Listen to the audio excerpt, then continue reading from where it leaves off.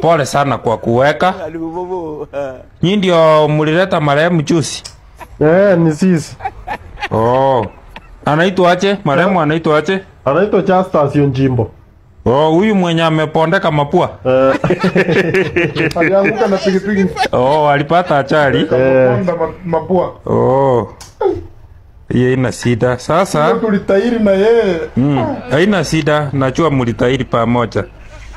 So kitu itakuwa nataka niwapatie protocol venye tutafanya. Marehemu ataoswa, apanguswe vizuri.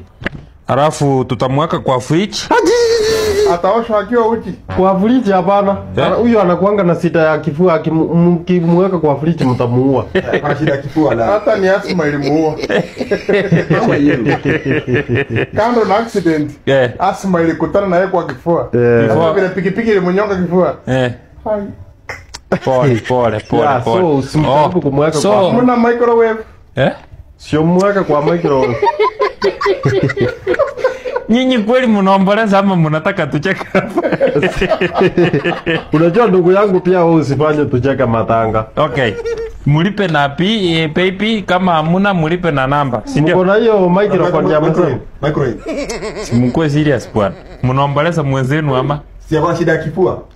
Alafu tulikuwa tuna suggest hapa mahali inasema amefunjika mapua, mnaweza ruhusa arekebishwe ama aende kwa jeneza afirako. Watu wataenda kumuona aje. Sasa hii itakuwa poor decision.